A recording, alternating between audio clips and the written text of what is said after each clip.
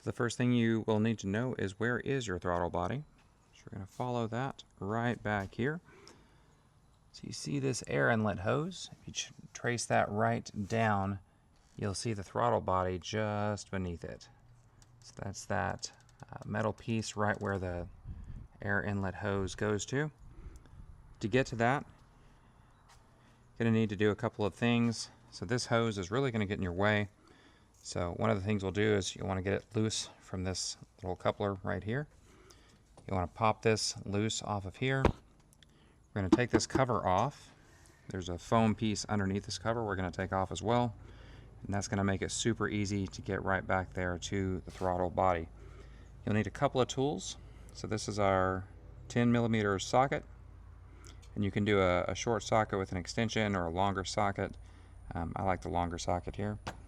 And then you'll need a T30 Torx. Let's get that in the frame. So T30 Torx.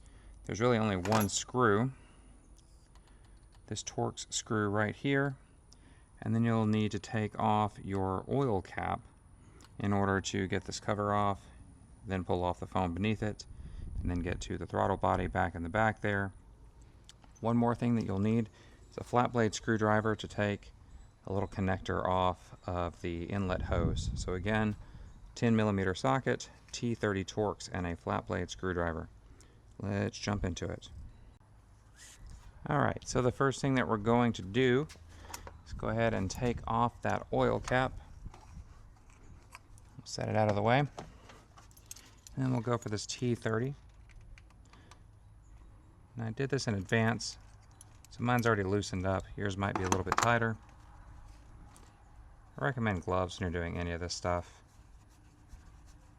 Just really don't want to get this on your hands.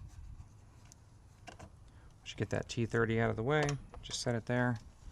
Now this has a couple of points. There's one back here, one up here, and then one back here. Studs that they're held onto, so you'll get your fingers underneath and just give it a little tug. It pops loose. So we'll pull that out of the way. Next up, you'll need to get your foam cover. Now this seems like it might be held in place by a few things. It's not.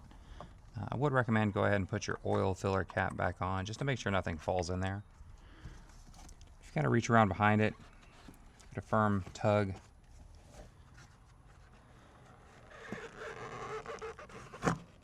Try not to tear it, but that should just come right off. So now we can get to our throttle body, which is right back here.